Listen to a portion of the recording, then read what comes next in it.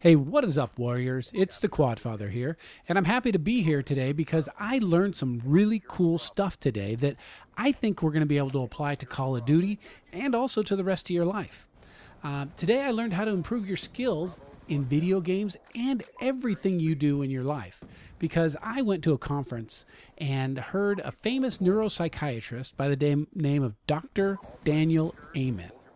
Now you can Google him, you can check him out on YouTube. He's pretty famous. He has lots of different books. And I was sitting there listening to him today and I thought, you know what? All of this stuff applies to becoming a better player at Call of Duty and also life. So real quick, I got to give you a 20-second neuro-brain psychology lesson. Okay, first of all, brain development continues until we are 25 years old. Now, what does that mean? Does that mean that people under 25 are stupid? No. Well, depends on who you ask. But no, that was not the point of the lesson today. It was that the part of our brain that continues to grow and develop is that part, if you hit yourself in the forehead, just tap yourself in the forehead, it's that part right under there that continues to develop until you're 25 years old. Well, what does that part of the brain control? That is the key. That part is the cerebral cortex. That's the last part of our brain to develop, and it's the part of our brain that allows us to predict the outcomes of our current behaviors. Okay, so it's the way that we predict future things. Okay, now we can all do that to a certain degree, but you can't do it as well at 20, at 15, as well as you can at 25 years old. So now, why is that important? Why is that even relevant to Call of Duty? Well, predicting future outcomes of current behavior is really, really important in Call of Duty, right? I mean, if you knew what you were going to get when you spawned or ran around a corner or picked a certain gun or any of those things, you would be a much, much better at Call of Duty, right? I mean, that's why people watch videos. They want to get the tips and tricks. And, well, the tips and tricks I'm bringing you today are tips and tricks you ain't going to get from any other channel.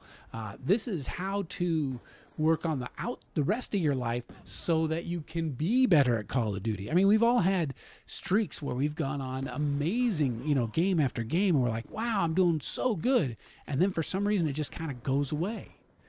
Well, if you follow some of these tips and tricks I have for you today, I think that you will get better not only at Call of Duty, but at other parts of life. Because we live in real life also. It's not just a Call of Duty virtual world, right? So in our real lives, he was talking today, he was saying that, we ought to practice thinking ahead. We ought to practice waiting a couple minutes, couple seconds before we do something or act rashly or say something because, especially with words, you can never take back words. You can't unsay things. And believe me, there are many times that I wish I could pull those words right out of the air. If I would have just waited and practiced thinking ahead, I would have saved myself a lot of difficulty. But really the question is how, right? How do we do these things? How do we practice this? Well, number one is Dr. Amen said, you have to ask the question, then what? Okay, so if I do this, if I say that, if I behave this way, then what's going to happen? Because when I was younger, I thought, I can figure out that if I do this thing or that thing, it's not going to be the best for me, but it's not going to happen to me, or maybe the rules didn't apply because, I'm kind of special that way. At least that was my thinking. So if I say this thing, then what? What's going to happen? I mean, we all think crazy, weird thoughts that really nobody else should hear. And if you just run out, blurt them out, and don't think about what you're saying or the impact of what you're saying, I think you're going to have a lot of arguments with teachers, friends, girlfriends, all those things. We really have to learn how to edit your thoughts. So that's tip number one. Ask yourself, then what? Okay. Number two, ask, what do I want? What do I want to hire KD? Do I want to just have a good time playing with my friends? For me, Black Ops 2 is something that is really more of a solo venture, whereas MW3, if I just want to hang out and talk and chill and be part of a big team, then I go to MW3 because that is much more of a team game. So what do you want? And how does the choices I'm making get me closer to what I want, or does it? I mean, if I'm just running around every corner and spawning and trying to get capture B all the time, if I'm trying to get a high KD, that's not going to help me, right? Or if I'm trying to be in shape, does that banana split really fit into that plan? You know, so what is it that I want? So number 2, what do I want? Number 3 is we have to make decisions today based on what we want for our future. Okay, so that's kind of like number 2, but really you got to have a long-term plan. Where do you want to go? I mean, the best grades I ever got in school was the semester I decided to hang out with the quote-unquote nerdy or people who really, really focused on their studies, because I always thought those folks, they didn't have as much fun and they weren't as much fun to be around. But if I was trying to get into grad school to get my master's degree at the time, so I thought I'm going to hang out with the smart guys. And guess what?